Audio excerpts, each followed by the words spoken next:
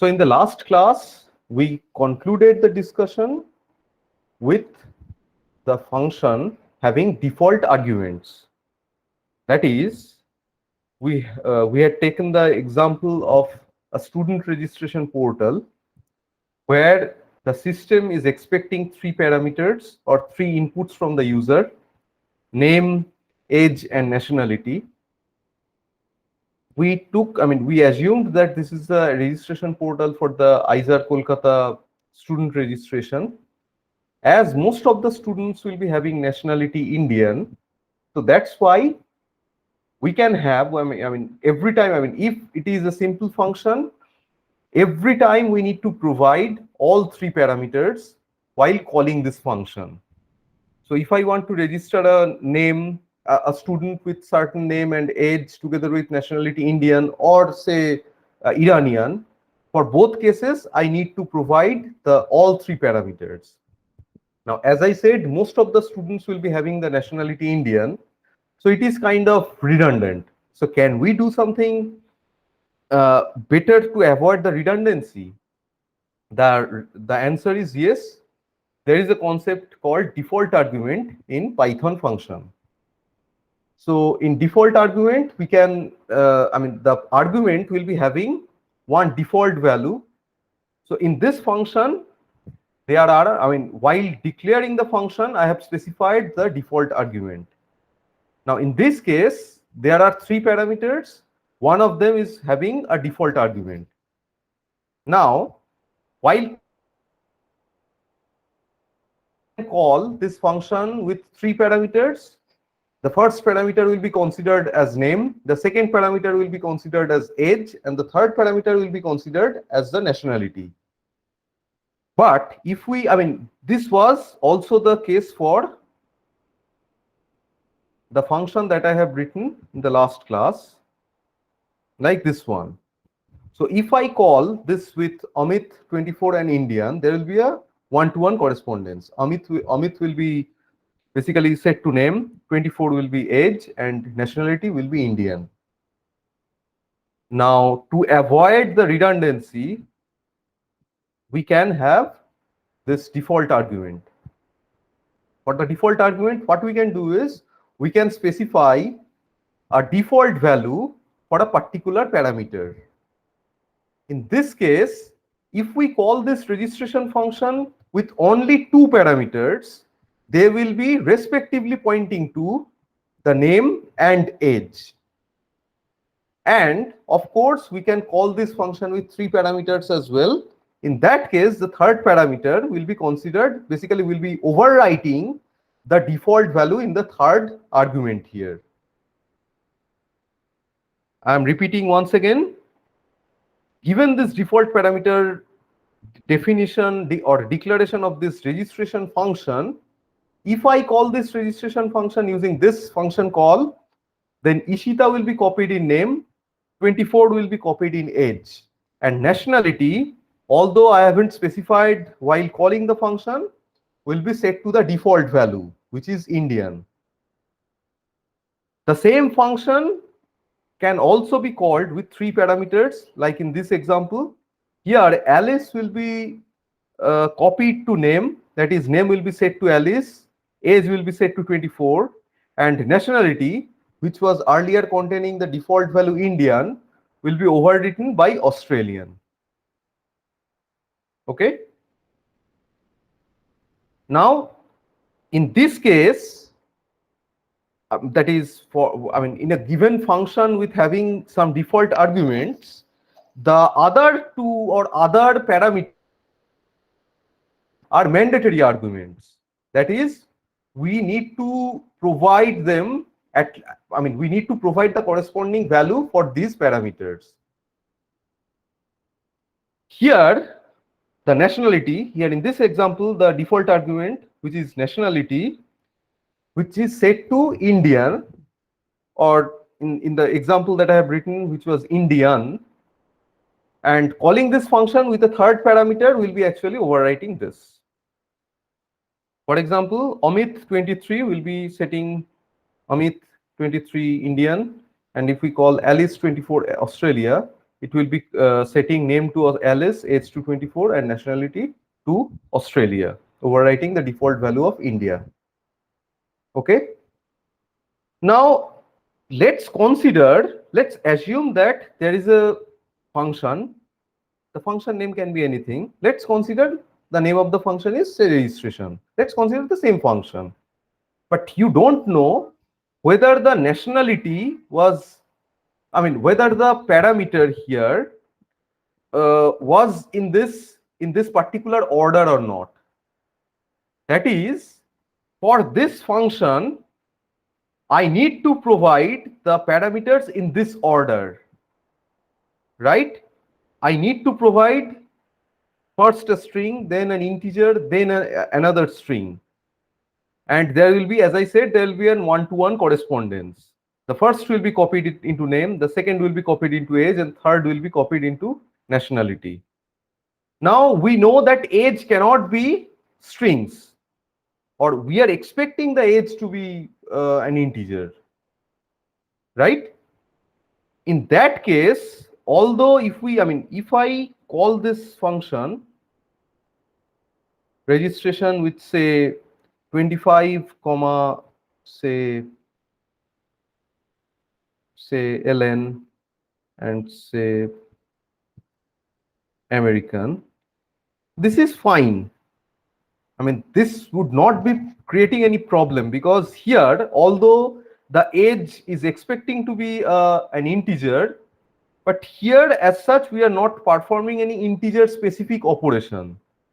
That's why even if we change the order, it will not be creating any error, but there will be one problem.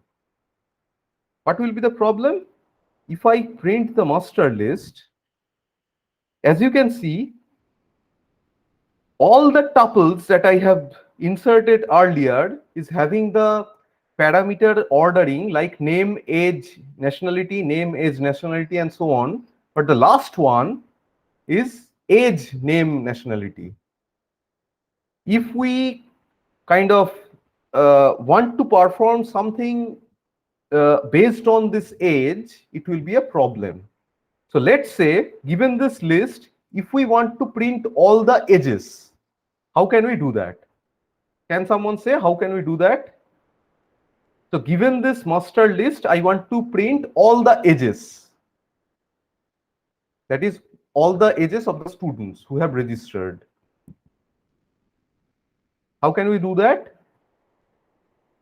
So let's say for SIN, S short form of student maybe, you can consider the master list print S will be printing all of them in a separate line simply, right?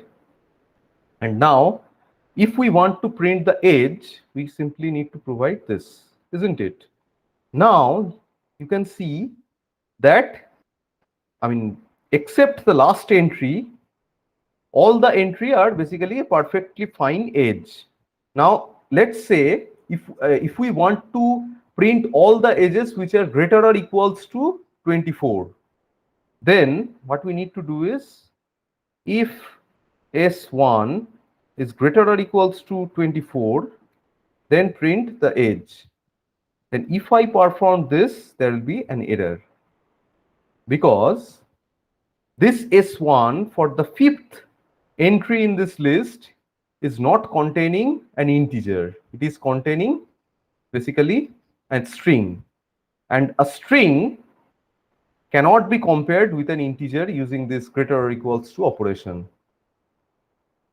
Now coming back to the problem, so based on the way the function is written, we need to provide, or we need to call the function following the order of the parameters as well. Otherwise, there can be some problem, as we have seen in this example. But note that if the function is taking a large number of parameters or large number of arguments, then it might be a little bit problematic or not that much feasible to remember the order in which the parameters are given. In this case, these are three: name, age, and nationality. And as I said, I need to provide them in this order. Now, what if I want to the ordering should be maintained, otherwise there can be some problem. So to overcome that, or to have a more robust way of handling or calling the function, there is a concept that is called keyword arguments. Now the keyword arguments, what we can do is, we need to, we can actually provide the name of the parameter together with the value, right? So how we can do that is, let's consider we have the same registration function, name, age, and nationality is containing one default parameter. To call this function without keeping this order, what we can do is, we can use the naming or keyword argument in this way. Name equals to Alice, nationality equals to Australia, and age equals to 24. Earlier, if we do not give this keyword argument here, there would have been a one-to-one correspondence. The first parameter will be copied to first, the second will be copied to the second, and third will be copied to the third. But here, for the keyword arguments, there will be basically a match. Name. So basically, name equals to the value will be copied into the corresponding parameter name here in this function. Age will be copied, basically this 24 will be copied in this age, and nationality Australian will be basically copied into the value of this nationality variable here. Let's check that. So the problem was this. So if I just want to if I just want to call this registration with, say, age equals to, say, 21, name, say, nationality equals to, say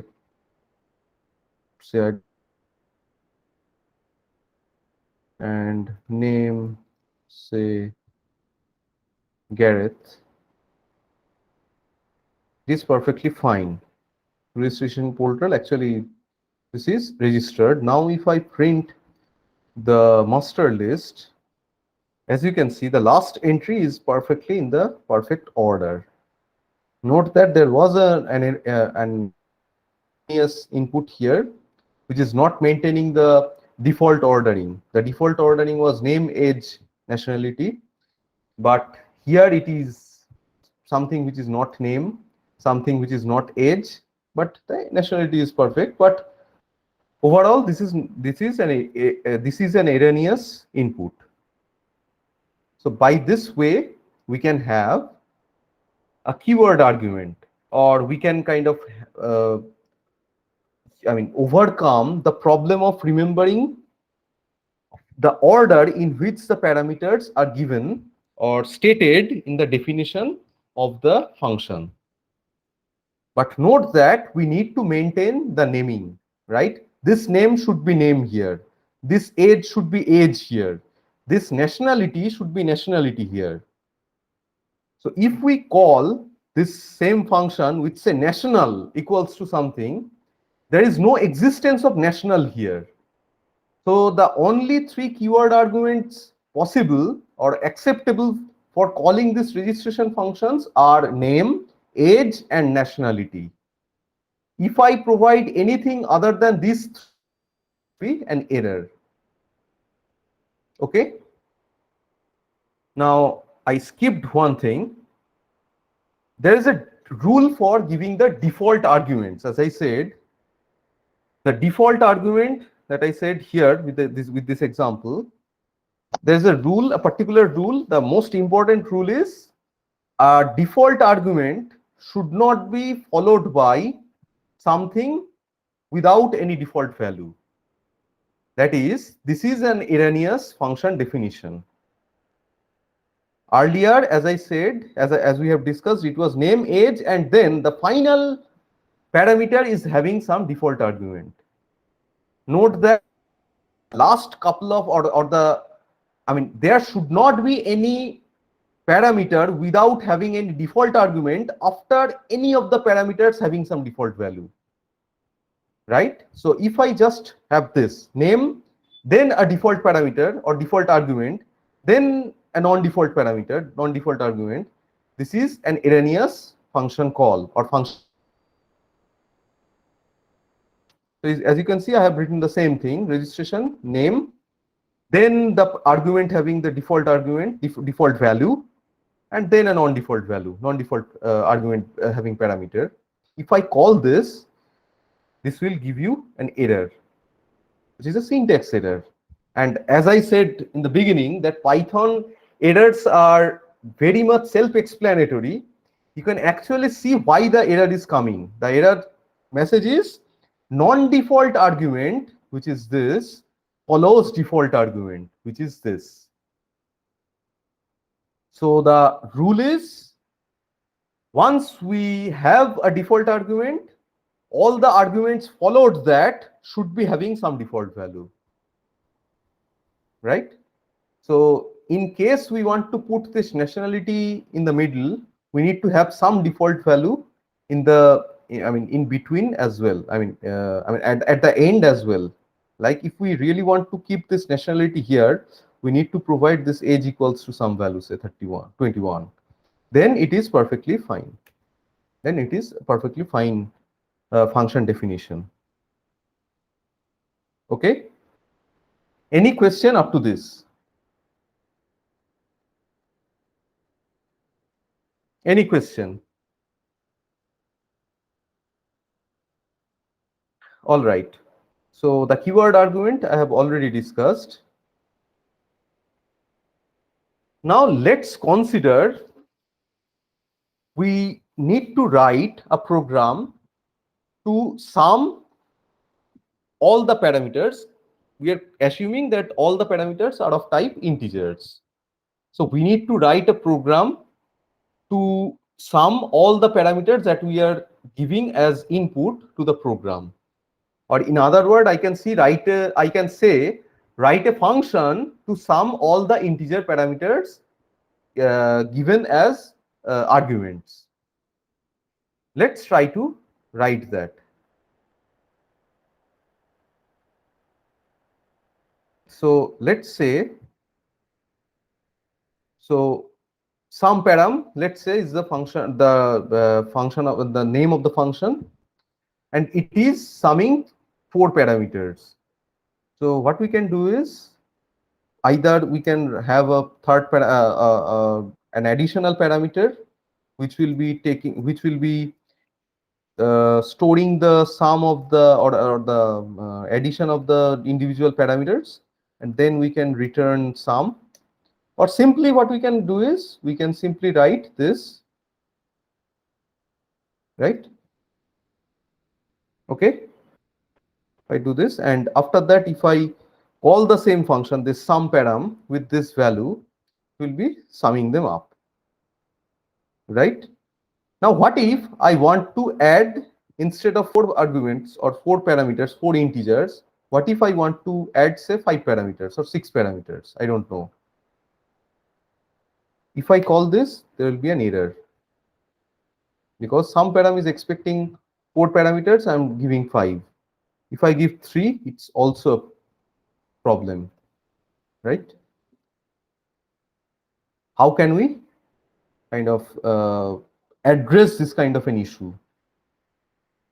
In formal term, I am saying, how can we handle the case where the number of arguments given to a function is random or is not defined while defining the function? While defining this function, I have specified, or I have defined the function in a way that it will be considering 4 parameters. Let's say I am taking the, I want to write a function which will be adding the marks of 4 languages, say mathematics, physics, chemistry, and biology. Okay, so I have written this kind of a function which is taking 4 marks as arguments, and it is returning the sum. Now what if later on I mean, after a couple of days, I also need to add the marks of, say, English together with the marks that we have already obtained based on mathematics, physics, chemistry, and biology. So in that case, what we need to do is we need to store this somewhere, and then we need to have another function which will be summing the result and the marks of the English. But can we have a single function which can consider taking multiple or variable length parameters? Yes, there is a way. The way is using this kind of a tuple definition. So here, what I am doing is, let's look this function closely. Def sumall is basically the name of the function. Then as a parameter, I am providing star some variable name. Now earlier, I was specifying a list of or a set of parameters here. Now what I am doing is I am providing a star a variable name. Now this variable name is basically a tuple, and this tuple can contain many number of basically variable number of parameters or variable number of values, right? Let's look at this practically. So I have written the same code here. So I have executed this, and then if I call this function with say 1 2 3 4 5 6, then it is basically summing up. So okay, should not be having this. Let's not confuse for the time being. As you can see, this 1 2 3 4 5 6 is being added in this function, and the summation is being returned. The summation is being printed using this statement from this function itself, and the sum, the value of sum, is being printed from outside the function as well. Now what the function is doing, given this, which I have already told you, it is basically a tuple, it is considering the individual items in this tuple, and it is summing the individual items or individual values stored in that tuple. Now, as I already shown you, the type of this number is basically tuples, or basically a tuple. Now, if I call this with some, so this is we have already done. So let's call it with another set of parameters, say 7, 8, 9, 10. So if I do this, as you can see, this.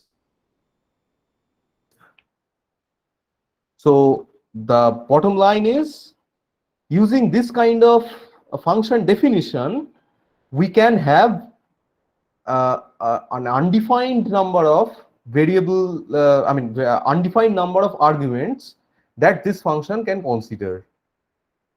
Earlier, so far, before this, we have discussed the way of defining a function where the number of arguments that the function is expecting and the number of arguments that I am providing while calling the function should be same, except for the default arguments, which is a different issue. But other than that, if we consider having a variable length argument, the earlier examples were not the solution. To do that, this is the solution of, instead of providing the individual parameters here, what I am doing is basically I am providing a tuple, and the tuple is being provided, you can say a variable name is being provided with a star before that. It is basically considering a tuple. Okay. Any question up to this? Anyone? Can we do with list also? Sorry.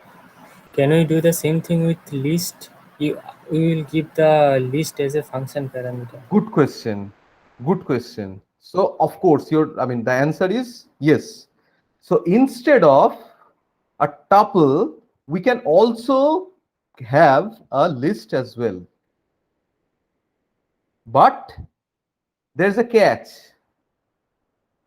I don't know whether this is a whatever it is, right? Now let's say this number, okay? So let's say sum all underscore list. And then while calling this function, what I'll be doing is say print, or say just call the function, say sum all list. And then if I provide 1, 2,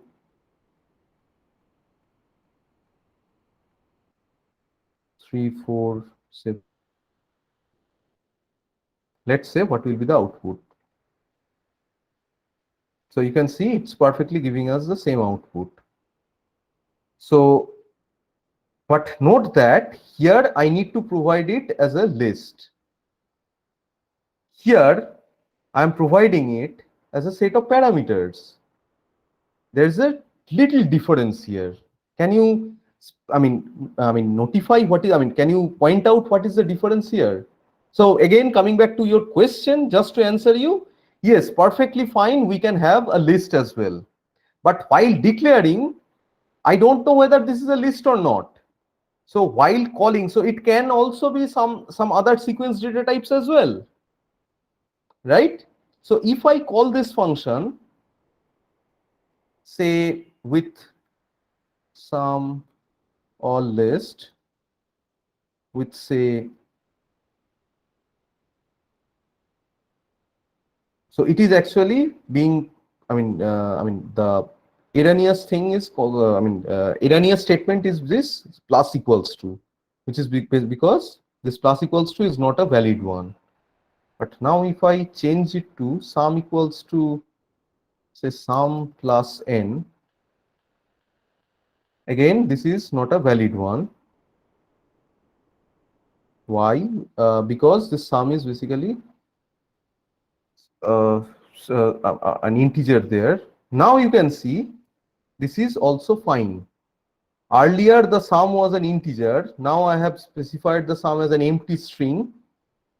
Here it is basically concatenating the individual items that are stored in this string.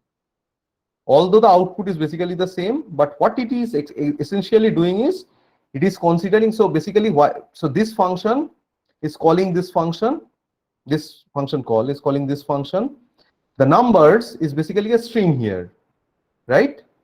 And then the sum, so basically what I'm doing is the individual characters from this string is being considered and they are being concatenated in a variable. Now what also we can do is, just to show you, if I do this, can someone guess what will be the output? So instead of summing sum equals to sum plus n, I have written sum equals to n plus sum.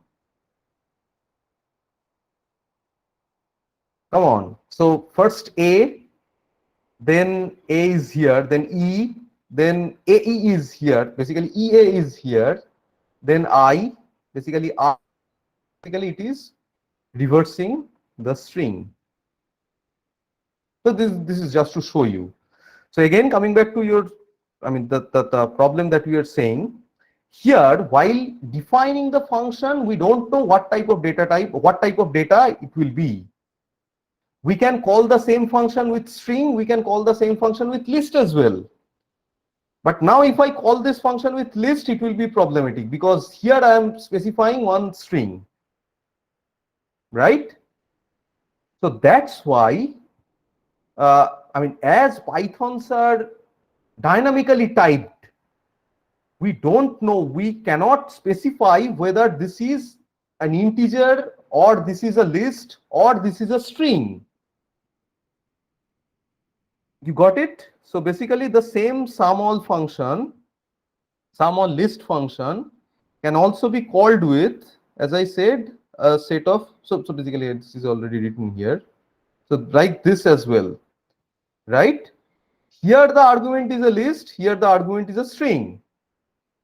But as they are dynamically typed, both will be converted. There is no point in converting something to the other. So this numbers will be, here it will be I mean, if I call it with AIOU, it will be string. If I call it with this, it will be list. Now the function body will need to, I mean, handle or write the code based on the type of this data. Now, as I have, as I have shown that the type of data is based on the way we are calling the function. The way we are calling is here. I'm calling the same function with string. I'm calling the same function with list. So that's why it is a little bit. It can be a little bit problematic. Now, coming back to the situation that I asked you. So can you say what is the difference between this and this sum call list and this? Here I am calling the function with 6 parameters. Here I am calling the function with only 1 parameter. But note that all these 6 parameters are more than 1 parameter. I mean, more than that or more than 1 parameter or 1 parameter, both, everything will be considered as. But if I have this as a list, every time it will be having a single argument. So the question is not that. So the question was how to have a function with variable length arguments. Here, the length of the argument is 1, even if there are, say, more than 100 parameters here, more than 100 items in this list. Essentially, the number of parameters is basically 1, this list. Right?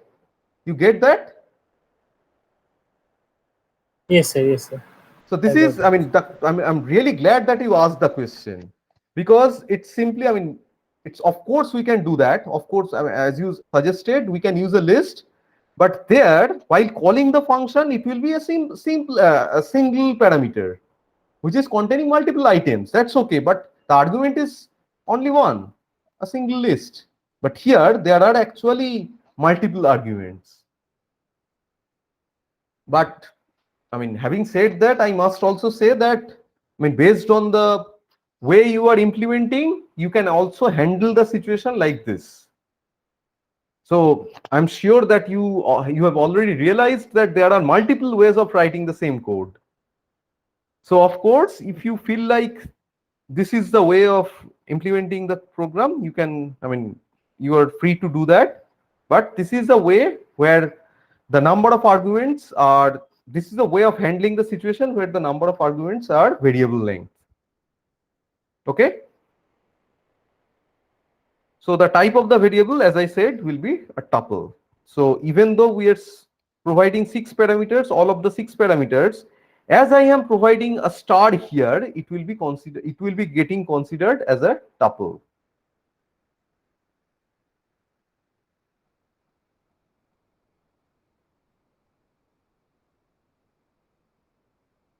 Okay.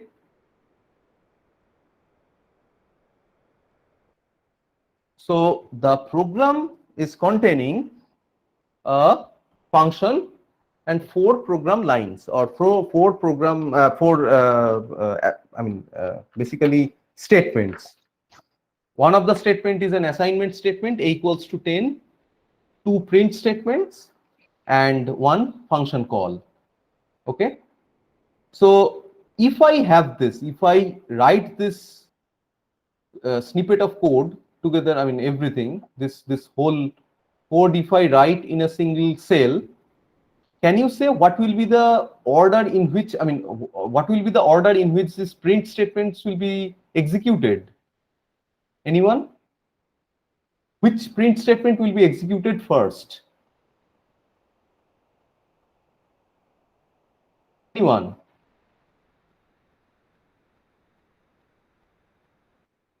Come on, it's a very easy question. So there are 4 print statements. If I execute this,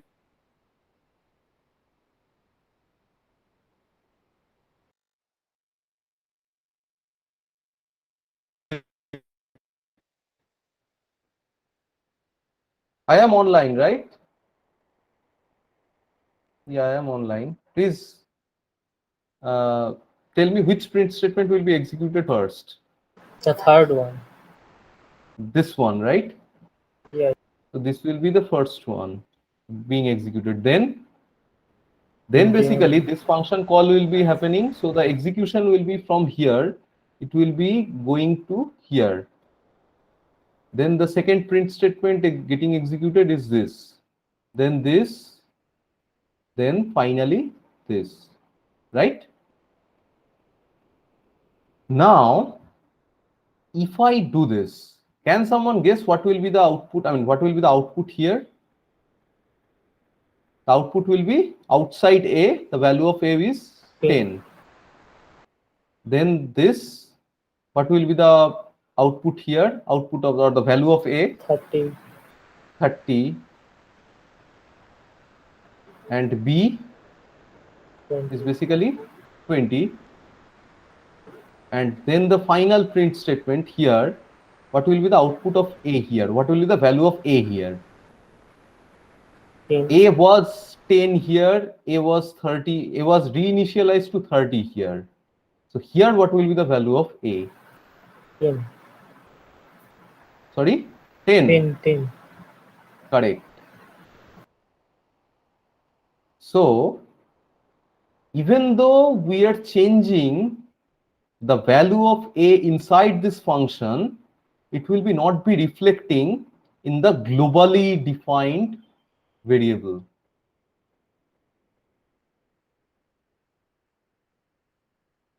So let's just try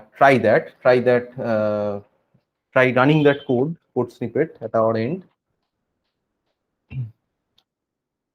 So I have already written the code here. So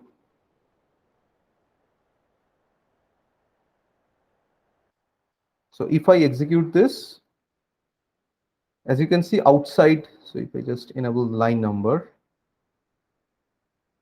so outside A, this is being printing A equals to 10.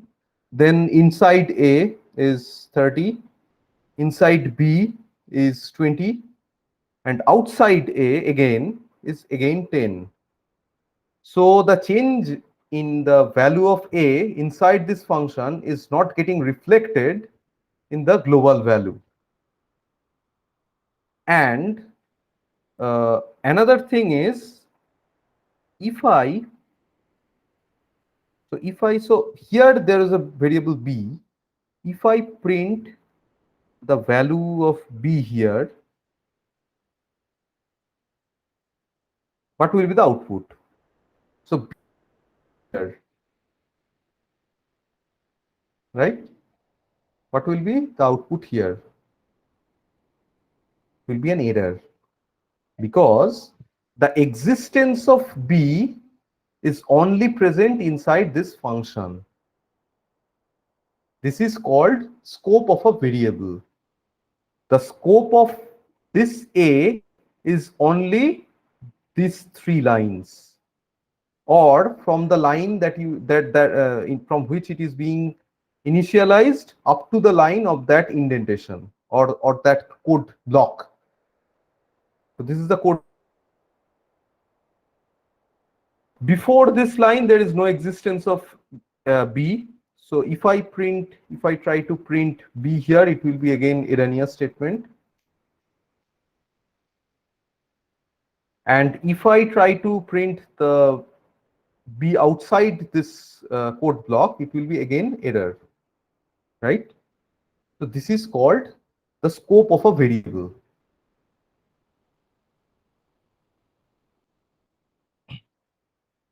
So formally, they are called global and local variables. Global variables are the variables defined and declared outside a particular function with an indentation of zero indentation, you can say. They can be accessed from anywhere of the code. Now let's rewrite this code once again.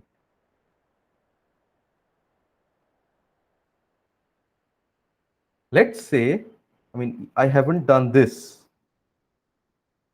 Now if I execute this, A was 10, outside A will be 10, then this function call, this A will also be 10.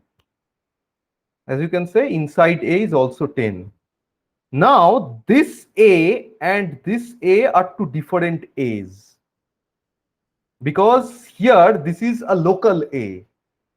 Here, this is a global A. By default, this A will be accessible from anywhere of this code. I mean, of course, I mean, it should be defined. After that, it will be accessible from anywhere. Right? These are formally called global variables. And local variable, B is the example of a local variable, which is a variable defined and declared inside some function or inside some block, inside some code block having some indentation. And it is non-accessible outside that code block. As I have shown, here B is non-existing.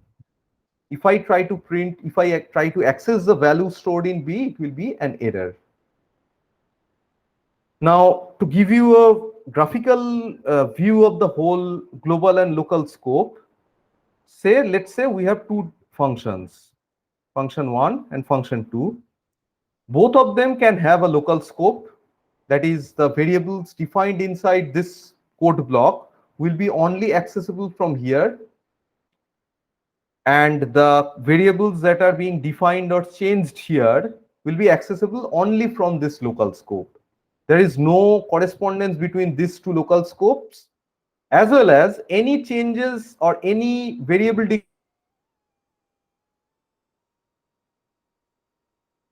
statements. But this global statement or the global scope, there if you define a variable which will be accessible from both these local scopes. Okay, is it clear? It's a very crucial thing to understand. Is it clear?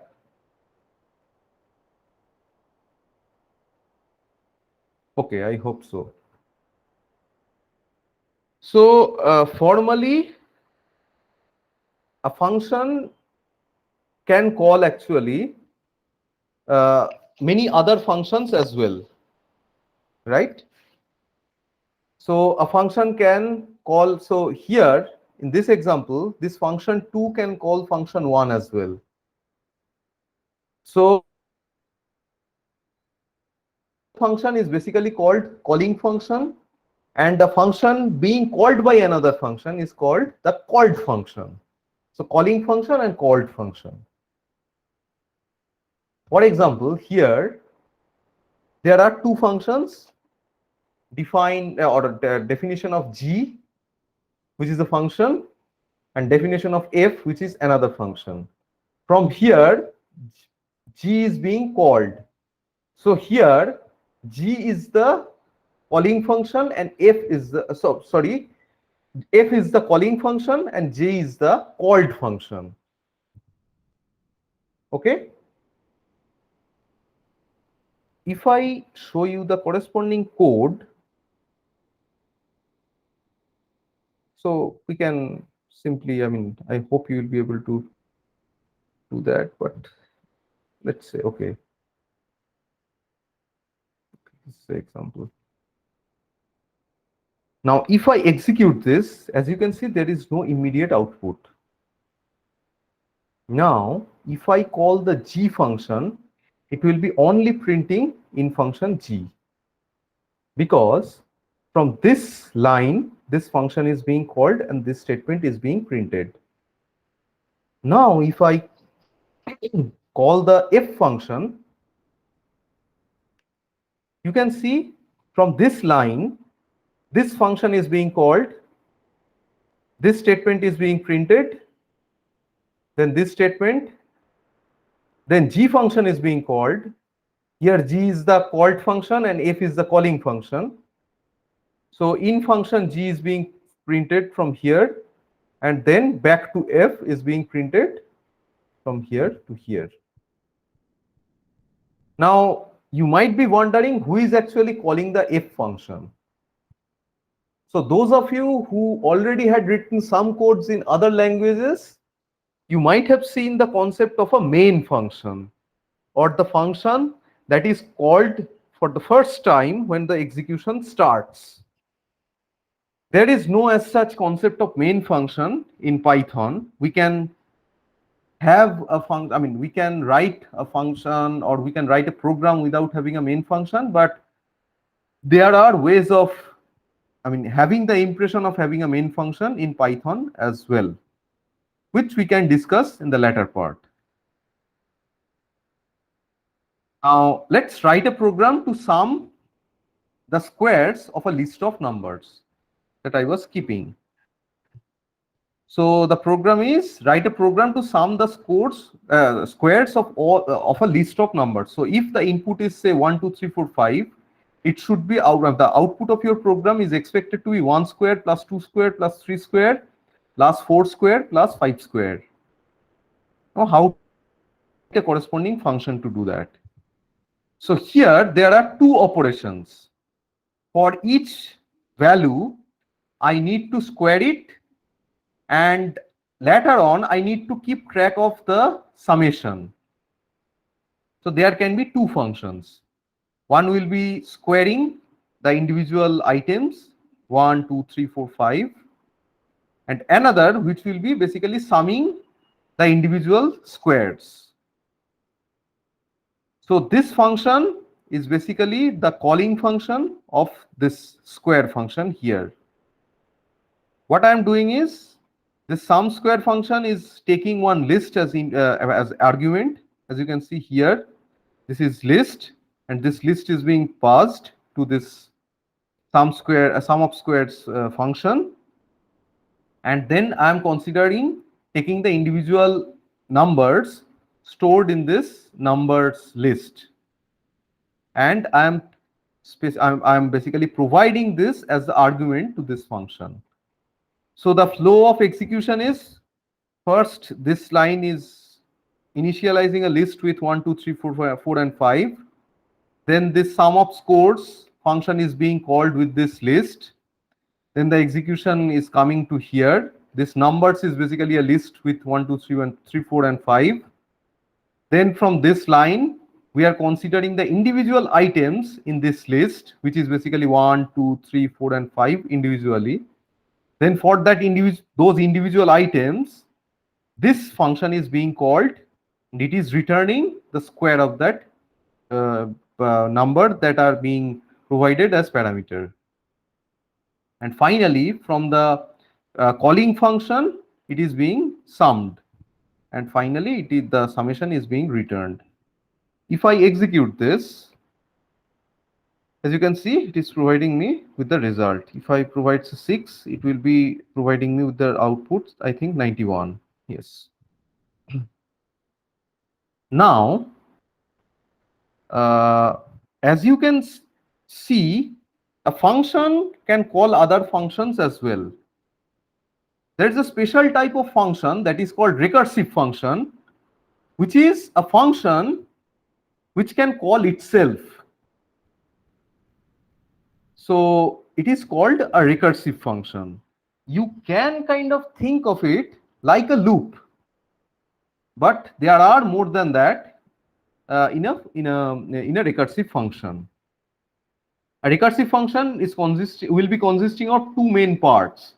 One is a recursive case, or a recurrent relation, formally called, and a base case. And based on a termination condition, this continuous looping or calling itself will be terminated. So as I have that calls itself, like the example that we have seen here, where the function is calling some other function constantly. So note that here this function is being called only once, but the squares function is being called for the number of items there in this list. Similarly, we can call a function from itself. This is called recursive function. There are two parts: a recursive part, for which we need to call the function, and the base case for which we can stop calling itself. It is basically called the termination condition. Now, formally, the execution flow of a recursive function is something like this. So here there are say 12 lines. From the 11th line, this function is being called. Note that this call with the lighter green is not a recursive call. This is a simple call to a function, right? And inside the function is having some condition check and doing something, and then it is making another function call to itself. Now this is a recursive call. Again, this lighter green is not a recursive call, but this darker green is a recursive call to itself because this function name is being called by itself. Formally saying, here the calling function and the called function are the same. So formally, a recursive function is a function for which the calling function and the called function is the same. As I said, there will be a termination condition based on which the constant calling of itself will be stopped. So here, this is the termination condition. If the termination condition is true, the execution will be coming back from where it is being called for the first time. So this is the total execution flow of a recursive function. So let's write a recursive program to sum the integers from 1 to n, where n is an integer. It's a very simple one. So write a recursive function. So n will be an integer, an input from the user. So based on that, I need to sum from 1 to up to that number, and I need to return that, and I need to write a recursive function, recursive program here. So basically, given say n equals to 7, I need to do 1 plus 2 plus 3 plus 4 plus 5 plus 6 plus 7. So how we can do that? We need to write a function sum n that returns the sum of the integers from 1 to n, where the base case, that is sum 1, will be 1. And as I said, there are two parts, one base case and the one is the recursive case. The base case is this. The recursive case is basically sum x. For any value x, what will be sum x? Can someone say? For any value x, what will be sum x?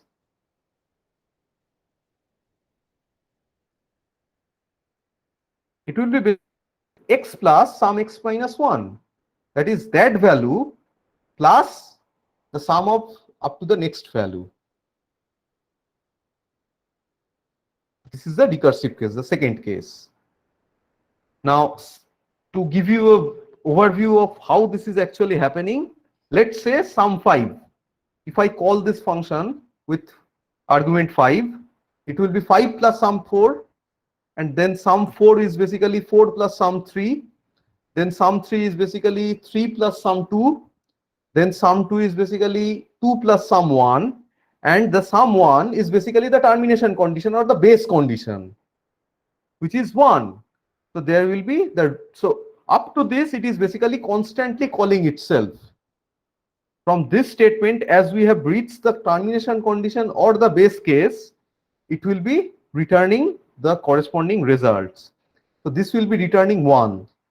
So basically what will be is what will be the corresponding operations is basically this sum 1 will be replaced by 1, then these two will be added up, then this 2 will be added up, then this 2 will be added up, and finally the result will be returned to the user,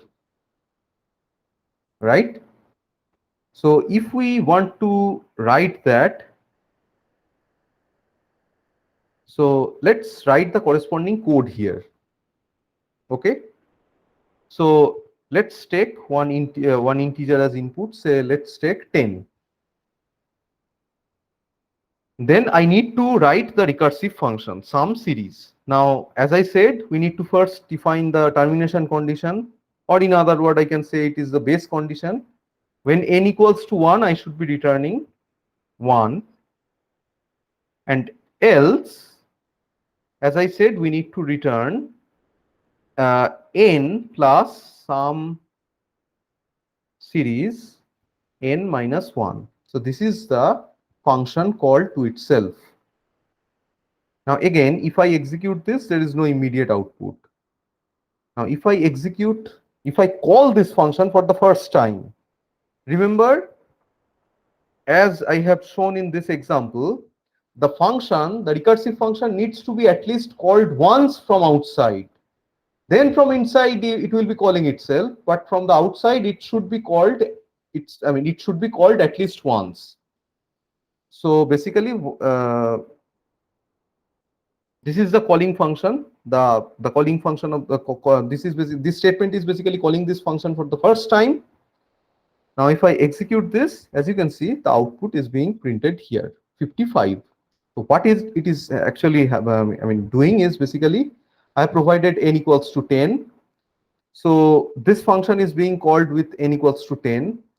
So as the value of n is not equals to 1, this statement will be executed, which is 10 plus sum of 9. That is, again, this function will be called. This is 9. This is not true. Then it will be 9 plus sum 8. Then 8 plus sum 7, 7 plus sum 6, and so on. Finally, when the function will be called with n equals to 1, this will be simply returning 1.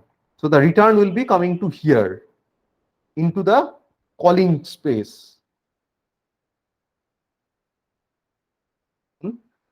And then it will be basically the last recursive call is 2 plus 1, 2 plus sum of some series 1, which is basically 1. So 2 plus 1, 3 will be returned to its parent exactly in this way. So sum 1 will be 1, then 2 plus 1 returned 3, then 3 plus 3 returned 6, 6 plus 10 returned 10, 6 plus 4 returned 10, and 10 plus 15 returned 15 to the called or the calling space. So this final result will be returned to the calling space.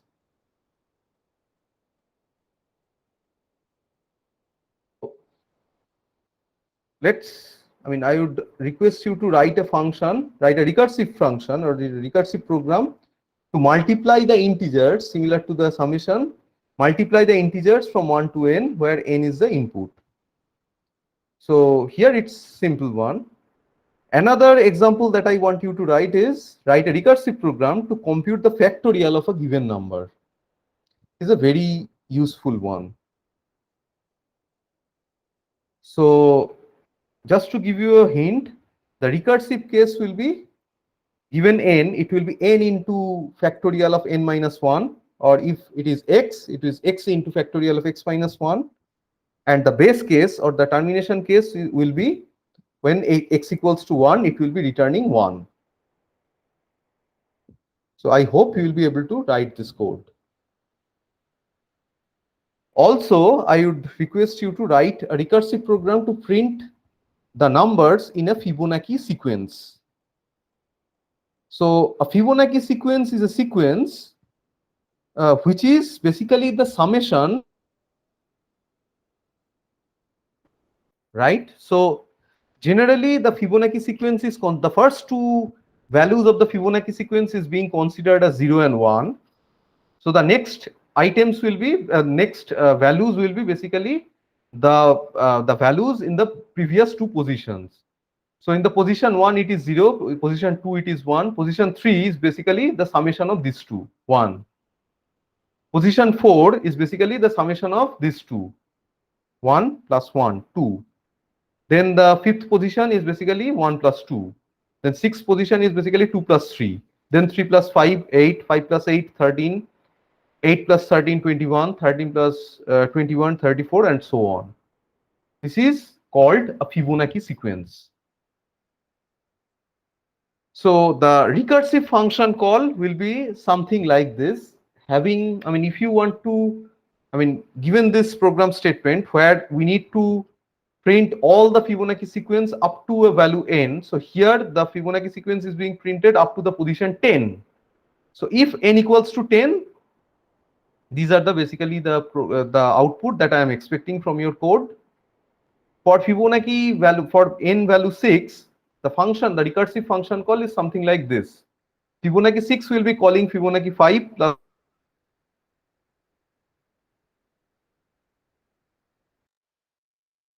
2.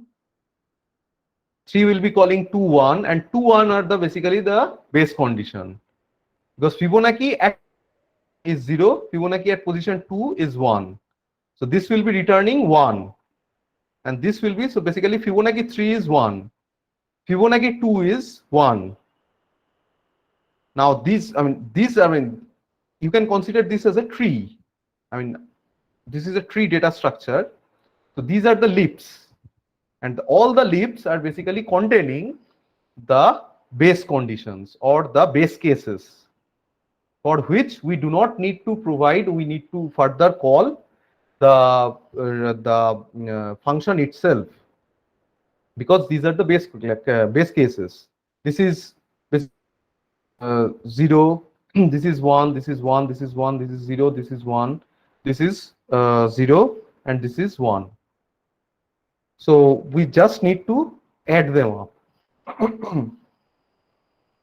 So here base case n equals to 1 is 0, n equals to 2 is 1. And the recursive cases we could be basically Fibo n minus 1 plus Fibo n minus 2. So when n is 6, it is basically Fibo n minus or 6 minus 1, 5, and 6 minus 2, 4. There will be an addition here. And we need to print all the subsequent items here during the execution. So recursive function is very useful. The advantage is it makes the code look very clean. Sequence generation using this recursive function is very easy. And using a recursive function, a very complex task can be broken up into very smaller subprograms or smaller tasks. The disadvantage is if the recursive function is not written in the correct way, it might be creating infinite loop. It can actually create an infinite loop, or it can take a lot of memory and lot of time while computing certain things. If the certain thing, if the thing that you want to compute is a very simple one. So for simple cases, recursive function should not be the solution. For complicated cases, we should be adapting or we should be using recursive functions. Okay, so there are certain problems for which a non-recursive code is very lengthy and very hard to formulate. For example, of Hanoi problem, which is a very famous problem in recursive function or recursion or recurrence relation, which is very hard to be solved using a non-recursive code. That's it for the function in Python. Although this recursive function, on the scope of the function that I have discussed, is applicable for most of the programming languages as well. I hope you have understood the concept, and I hope you will be able to write further codes in the assignment using functions written by on your own. Now the thing the function that I will be ending today's discussion with is this. So if I have a function like this is a recursive function, right? A function calling itself. Now if I call this function, this f from outside, can you say what will be the output? Anyone?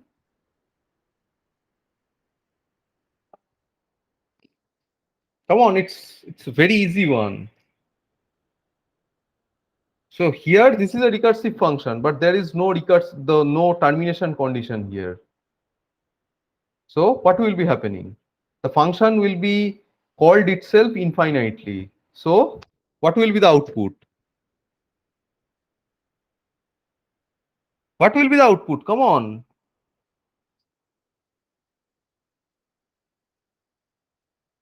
I am online, right? Come on, what will be the output? It will be an infinite loop. As you can see, it is constantly calling itself. It is constantly calling itself. So it's basically an infinite loop. That is the problem. If the recursive function is not written in the correct way, or that if the termination condition is not provided in the correct way, I must say, then it can actually create an infinite loop as well. That's it. Thanks a lot. Any question?